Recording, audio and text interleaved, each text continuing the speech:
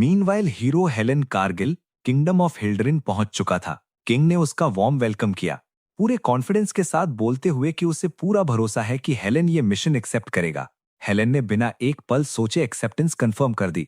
उसने जस्टिस के नाम पर कसम खाई, मैं प्रिंसेस को वापस लाऊंगा और डीमन किंग का सर काट कर लाऊंगा। उधर स्लेव मार्केट में मर्चेंट ने पियर्स से पूछा, तुम्हें किस टाइप का स्लेव चाहिए? पियर्स ने एक बंधा हुआ एल्फ पॉइंट किया और कामली बोला, ये। उसने साथ ही इशारा किया कि मर्सनरी प्राइस पे करेगा। मर्सनरी शॉक में आ गया और तुरंत ऑब्जेक्शन किया, लेकिन पियर्स ने उसे एक टेरिफाइंग नजर से देखा। बस वही काफी था। मर्सनरी तुरंत पीछे हट गया और स्टैमर करते हुए एग्री कर लिया। पियर्स ने मर्चेंट और बाकी लोगों को रूम छोड़ने को कहा। वो बोला, मुझे कुछ चेक करना है। मर्चेंट ने वार्न किया कि एल्फ वायलेंट हो सकता है। पियर्स ने कामली जवाब दिया, अगर कुछ डैमेज हुआ मैं पे कर दूंगा। पियर्स चेंड एल्फ के सामने खड़ा हुआ। उसने देखा कि कैसे ह्यूमंस ने एक नोबल रेस के मेंबर को एक मिजरेबल स्लेव बना दिया था। एल्फ ने पियर्स की डेमोनिक एनर्जी फील की और शॉक में पूछा, एक डेमन एक एल्फ में इंटरेस्ट क्यों लेगा? पियर्स ने सीधा ऑफर दिया, ह्यूमन से बदला चाहते हो? एल्फ ने माना कि ऑफर टेम्पटिंग है, लेकिन साथ ही बोला, मैं डेमन्स पर भी भरोसा नहीं करता जैसे ह्यूमंस पर नहीं करता। पियर्स ने कहा, मैं अलग हूं। फिर उसने डील रखी, 50 साल की लॉयल्टी बदले में सेफ्टी और फ्रीडम। उसने याद दिलाया, 50 साल तुम्हारी रेस के लिए कुछ भी नहीं होते, और जो जिल्लत तुम यहां जी रहे हो उससे तो ये डील बहुत बेहतर है। एल्फ ने फिर भी मना कर दिया। उसने याद दिलाया, डेमन्स वर्ल्ड ट्री को डिस्ट्रॉय करना चाहते हैं और वर्ल्ड ट्री के साथ पूरी दुनिया गिर जाती है। वो तेज आवाज में पूछता है, मैं तुम पर ट्रस्ट कैसे कर सकता हूं? पियर्स को अंदर से लगता है एल्फ ने बिल्कुल सही बात पकड़ ली है। वैसे भी एक एल्फ से मदद मांगना खुद में अजीब था। तब पियर्स ने एक शॉकिंग काम किया। उसने डीमन किंग के स्टैंडर्ड्स पर कसम खाई कि वो वर्ल्ड ट्री को कभी नुकसान नहीं पहुंचाएगा। डीमंस के लिए ये ओथ उतनी ही पवित्र होती है जितनी एल्फ्स के लिए वर्ल्ड ट्री। बदले में पियर्स ने कहा, तुम Granada of the maple tribe world tree के नाम पर मुझे 50 साल की लॉयल्टी की कसम खाओ। ग्रैनेडा इस अजीब डीमन के बिहेवियर से हैरान था। फिर वो बोला, मैं तभी मानूंगा जब मुझे उस डीमन किंग से मिलाया जाए जिसके लिए तुम काम कर रहे हो। यहीं पर पियर्स ने असली बॉम्ब फोड़ा। उसने कामली कहा, मैं ही डीमन किंग हूं। ग्रैनेडा शॉक में आ गया। फिर उसने मजाक उड़ाया, एक डीमन किंग खुद स्लेव खरीदने आएगा, वो भी अपने टावर से इतनी दूर जबकि उनकी पावर डिस्टेंस के साथ कम हो जाती है। उसने सार्कास्टिकली चैलेंज दिया, अगर तुम अपनी बात प्रूव कर दो मैं 50 नहीं 100 साल लॉयल्टी की कसम खा लूंगा। अगला पल ग्रैनेडा सीधा पियर्स के टावर के 5th फ्लोर पे खड़ा था। पियर्स ने कामली याद दिलाया, 100 ईयर्स याद रखना। ग्रैनेडा को तुरंत समझ आ गया, वो एक रियल डीमन किंग के सामने खड़ा है। उसने टावर को देखना शुरू किया और कंप्लेन करने लगा, 3rd फ्लोर तक कुछ भी नहीं है। जब उसने 4th फ्लोर देखा, सिर्फ नेचर, कोई मॉन्स्टर नहीं। वो सार्कास्टिकली बोला, इस टावर से हीरोज को कैसे रोकोगे? इस हाल में तुम 1 साल भी सर्वाइव नहीं कर पाओगे। वो क्लियरली रिफ्यूज करने लगा, ऐसी जगह मैं काम नहीं करूंगा। तब पियर्स ने अपनी रॉ डेमोनिक एनर्जी रिलीज की। पूरा फ्लोर प्रेशर से भर गया। ग्रैनेडा को सांस लेना मुश्किल हो रहा था। पियर्स ने सिर्फ इतना कहा, कॉन्ट्रैक्ट याद है? ग्रैनेडा को एक्सट्रीम टेरर फील हुआ। अब उसे बिल्कुल डाउट नहीं था कि ये एक असली डीमन किंग है। और तब उसने एक और हॉरिफाइंग सच रियलाइज किया। टावर एरगेस्ट माउंटेन्स में था, जहां डिजास्टर लेवल मॉन्स्टर्स भरे होते हैं। फिर भी यहां आते वक्त एक भी मॉन्स्टर ने उन पर अटैक नहीं किया। मतलब ये मॉन्स्टर्स इस डीमन किंग से डरते हैं। ग्रैनेडा ने सच एक्सेप्ट कर लिया। उसने वर्ल्ड ट्री के नाम पर 100 साल की लॉयल्टी की कसम खा ली। अंदर ही अंदर वो सोच रहा था, शायद किसी ईवल मिशन के जरिए वो अपना बदला पूरा करेगा। लेकिन पियर्स का पहला ऑर्डर सुनकर वो बिल्कुल हिल गया, जाकर खाना बनाओ। ग्रैनेडा स्टन रह गया। किचन में सब्जी काटते हुए वो सोच रहा था, मैं किसी ईवल स्कीम का पार्ट क्यों नहीं हूं? मैं यहाँ हाउसवर्क क्यों कर रहा हूं? तब प्रिंसेस अरनान आई और एक्साइटमेंट के साथ हेल्प ऑफर की। एल्फ की कंफ्यूजन और बढ़ गई। सब 5th फ्लोर के डाइनिंग रूम में आए। टेबल खाने से भरी हुई थी। ग्रैनेडा ने हेजिटेंटली पूछा, मास्टर ये लड़की कौन है? पियर्स ने कैजुअली जवाब दिया, फर्स्ट प्रिंसेस ऑफ हिल्डरिन। ग्रैनेडा का दिमाग फट गया। वो चिल्लाता है, आपने क्राउन प्रिंसेस को किडनैप कर लिया? वो फिर टावर की हालत पर सवाल उठाता है, हीरोज के अटैक को लेकर। पियर्स को कोई फर्क नहीं पड़ता।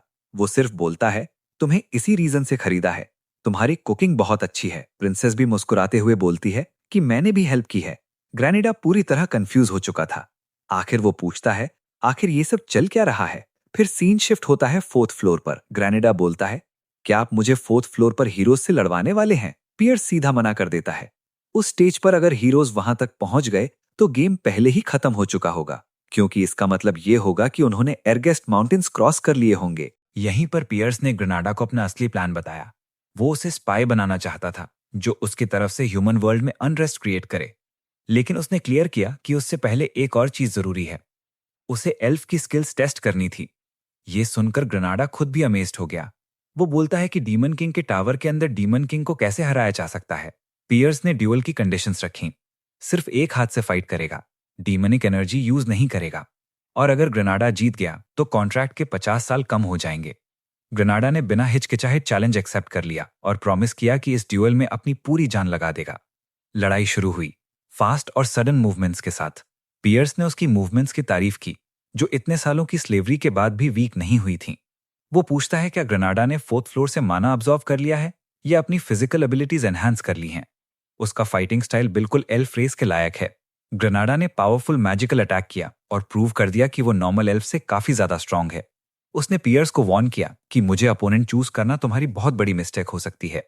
एल्फ ने मैजिकल प्लांट रूट से पियर्स का एक पैर बांध दिया। उसे लगा ये उसका गोल्डन चांस है अपने 50 साल वापस लेने का। पियर्स बिल्कुल ओपन लग रहा था, इसलिए ग्रेनाडा ने फुल कॉन्फिडेंस के साथ डायरेक्ट स्ट्राइक की। लेकिन अचानक वो एक टेरिफाइंग ऑरा से कांप उठा।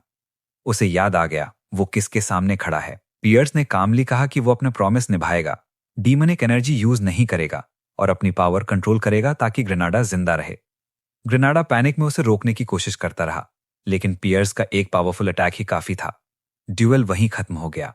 सीन शिफ्ट होता है होल्टन वॉक सिटी में, जहां क्रिम्सन फैल्कन मर्सनरी हेडक्वार्टर्स था। इस बार मर्सनरीज ने पियर्स का बहुत वार्मली वेलकम किया, मिलने को ऑनर बताया।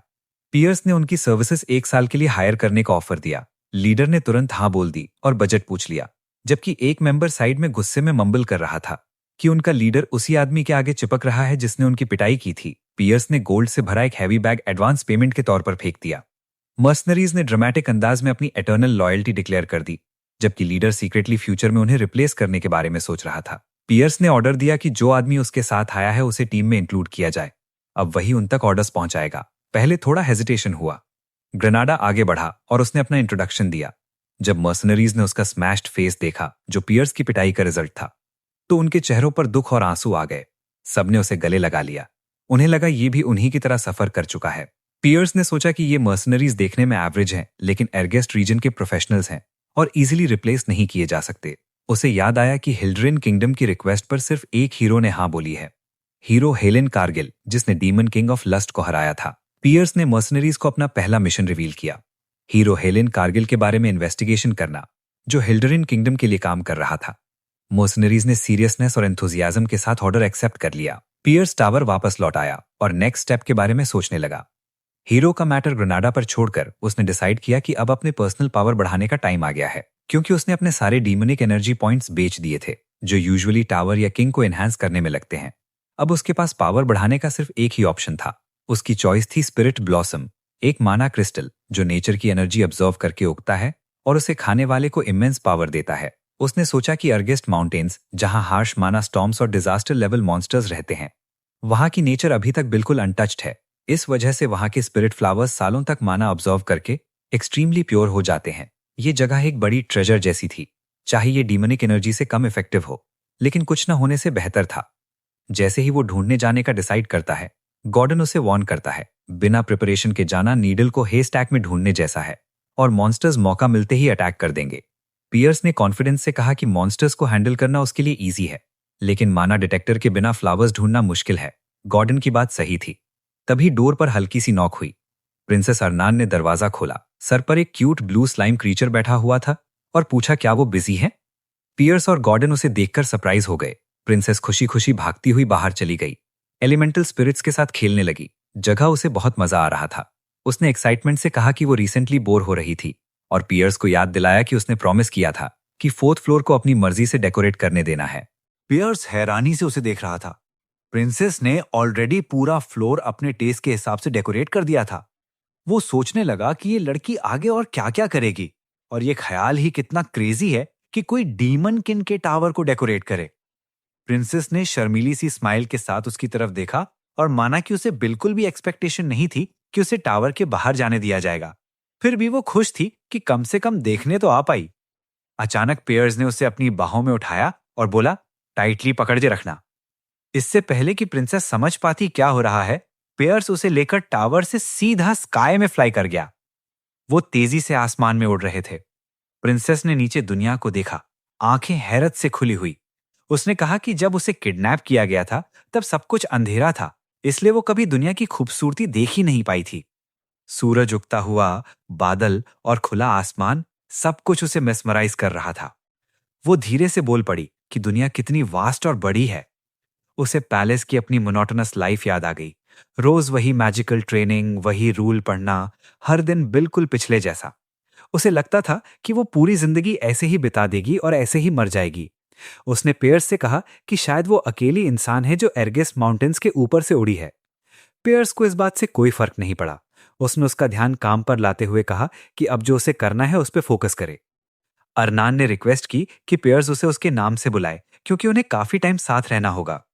पेयर्स ने अग्री कर लिया, लेकिन साथ ही उसे डांट दिया। याद दिलाया कि अपनी पोजीशन मत भूलना। अगर उसने अपने स्पिरिट्स यूज नहीं किए तो उसे अंडरग्राउंड प्रिजन भेज दिया जाएगा। अरनान तुरंत सॉरी बोला और अपने वाटर और विंड स्पिरिट्स का यूज करके सोल फ्लावर्स ढूंढने लगी। पियर्स को लगा ये सर्च काफी टाइम लेगा, लेकिन उसे कॉन्फिडेंस था कि अरनान उससे ज्यादा फास्ट होगी। अचानक अरनान चिल्लाई, मुझे कुछ मिला। पियर्स उस जगह लैंड हुआ और देखा कि फ्लावर के आसपास मॉन्स्टर्स मौजूद हैं। उसने कामली कहा कि लगता है कोई और गेस्ट्स पहले ही आ गए हैं। तभी ये ग्रुप ऑफ ह्यूज मॉन्स्टर्स सामने आ गया। पियर्स ने मॉन्स्टर्स को समझाया कि मॉन्स्टर्स एक डीमन ब्रीड हैं जो डीमन वर्ल्ड छोड़कर आ गए हैं। उसने कहा कि अगर तुम्हारे अंदर अभी भी डीमंस की थोड़ी भी ऑनर है तो डीमन किंग के ऑर्डर को फॉलो करो। उसने डीमन किंग की अथॉरिटी के साथ उन्हें ऑर्डर दिया कि फ्लावर को छोड़े बिना वहां से चले जाओ, लेकिन मॉन्स्टर्स ने मना कर दिया। उन्होंने कहा कि वो डीमंस की बात नहीं सुनते, डीमंस पसंद भी नहीं, और धमकी दी कि पेयर्स को मार देंगे। पेयर्स हंस पड़ा सरकास्टिकली। उसने मान लिया कि गॉर्डन सही था। मॉन्स्टर्स से लॉजिक एक्सपेक्ट करना ही उसकी गलती थी। उसने डिसाइड किया कि सबको जलाकर राख कर देगा। मॉन्स्टर्स जोर जोर से चिल्लाते हुए अटैक किया, मारने के इरादे से और अपनी चीज प्रोटेक्ट करने के लिए। बैटल शुरू हो गई, स्क्रीम्स, आग और पेन के बीच। मॉन्स्टर्स पियर्स पर टूट पड़े, लेकिन जो भी उसके रास्ते में आया वो जलकर खत्म हो गया। एक मॉन्स्टर ने ऑर्डर दिया, सबसे वीक को टारगेट करो, और अरनान की तरफ इशारा किया। मॉन्स्टर्स पूरी फोर्स के साथ उसकी तरफ दौड़े, लेकिन पियर्स ने उन पर स्कॉचिंग फ्लेम्स छोड़ दी और सबको वहीं खत्म कर दिया। अरन अपनी जगह पर खड़ी रही, याद करते हुए कि बुल ट्राइब के ऑक्स मिलकर ओगर्स तक को गिरा देते हैं, फिर भी यहां वो उसके पास तक नहीं आ पाए थे। पियर्स ने अपनी इमेंस डिमोनिक एनर्जी रिलीज की। उसकी डिस्ट्रक्टिव पावर देखकर अरनान समझ गई कि वो किस लेवल का मॉन्स्टर है। कुछ ही पलों में सब कुछ डिस्ट्रक्शन बन गया और बीच में सिर्फ पियर्स खड़ा था लाशों के साथ। स्नू के बीच अरन ने एक रूबी स्पिरिचुअल फ्लावर देखा, वाटर और आइस एट्रीब्यूट्स के साथ, जिसमें से प्योर माना निकल रहा था। वो अमेज्ड हो गई, लेकिन पियर्स ने उसे वार्न किया कि ग्रीडी ना बने। पियर्स ने प्रॉमिस किया कि अगर उसे और फ्लावर्स मिले तो वो उसे एक दे देगा। ये सुनते ही अरनान की आंखें चमक उठी। पियर्स को लगा ह्यूमन सिर्फ रिवॉर्ड से ही एक्साइटेड होते हैं। अनफॉर्चुनेटली अरनान ने पूरी मेहनत के बाद भी कोई और फ्लावर नहीं ढूंढ पाई और थककर गिर पड़ी। दोनों टावर वापस आ गए। पियर्स अरनान के बारे में सोचने लगा, हिल्डेरन की फर्स्ट प्रिंसेस।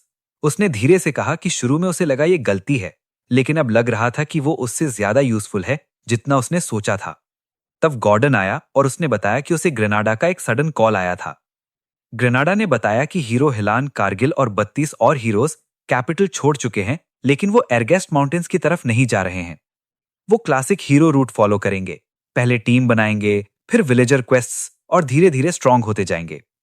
गॉर्डन ने हीरो के जर्नी के ऑल्टरनेट प्लान्स पेयर्स को दिए और कहा ध्यान से पढ़े, लेकिन पेयर्स ने सब प्लान साइड में फेंक दिए, जिससे गॉर्डन शॉक हो गया। पेयर्स ने अनाउंस किया कि वो हीरोज के रास्ते में कोई मॉन्स्टरी ऑब्स्टिकल नहीं भेजेगा। उसने कहा कि इनकम्प्लीट ऑब्स्टिकल सिर्फ हीरोज को स्ट्रांग ही करते हैं। इसलिए उसने गॉर्डन को ऑर्डर दिया कि ये मैसेज ग्रेनाडा तक पहुंचाए और मर्सनरीज के साथ हीरोज को अकंपनी करे ताकि उनका ट्रस्ट जीता जा सके। गॉर्डन ने थोड़ी टेंशन में बोलता है कि उसका मास्टर हमेशा ट्रेडिशंस फॉलो नहीं करता और उसे समझ नहीं आ रहा था कि इतने कमजोर टावर के साथ हीरोज को कैसे रोका जाएगा। पियर्स ने उसे रीअश्योर किया, टावर को रीइंफोर्स किया जाएगा एक ड्वार्फ के थ्रू। गॉर्डन ने स्ट्रांगली ऑब्जेक्ट किया, ह्यूमन, एल्फ और ड्वार्फ एक ही टावर में, इससे तो हमारा मजाक बन जाएगा। पियर्स ने उसकी कंप्लेंट्स को इग्नोर किया और एक्सप्लेन किया कि वो सिंपली ड्वार्फ से हीरोज को नहीं रोकेगा, बल्कि ड्वार्फ्स के बनाए मैजिकल टूल्स चाहिए। उसने अपना डायबॉलिकल आइडिया बताया। हीरोज डीमन स्टैंडर्ड्स की आदत में होते हैं। उन्हें लगता है फर्स्ट फ्लोर पर वीक मॉन्स्टर्स मिलेंगे, लेकिन यहां उनका वेलकम होगा डजन्स ऑफ कैनन्स के साथ। गॉर्डन को तुरंत समझ में आ गया, हीरोज इसके लिए रेडी नहीं होंगे। उसने हार मानते हुए सिर हिला दिया, बोला कि यह प्लान पूरी तरह फेमिलियर स्टैंडर्ड से अलग है। तभी अचानक गॉर्डन पैनिक में चिल्लाया, एक और किडनैपिंग होने वाली है। सीन शिफ्ट होता है वुल्फनेर सिटी में, ड्वार्फ्स की अंडरग्राउंड सिटी। वहां लोगार फ्रेडरिक, ड्वार्फ्स का सबसे बेस्ट ब्लैकस्मिथ, अपना काम पूरी स्किल के साथ कर रहा था। लोगार बिल्कुल अनअवेयर था कि वो रिबेलियस डीमन किंग का नेक्स्ट टारगेट बन चुका है। वीडियो यहाँ तक देखने के लिए आपका बहुत शुक्रिया दोस्तों। ऐसी ही और भी मज़ेदार मानवा की हिंदी एक्सप्लेनेशन देखने के लिए चैनल को लाइक, शेयर एंड सब्सक्राइब ज़रूर करें और पार्ट 2 के लिए कमेंट करें पार्ट 2। और किसी स्पेसिफिक मानवा की हिंदी एक्सप्लेनेशन चाहिए तो ये आप कमेंट में भी बता सकते हैं।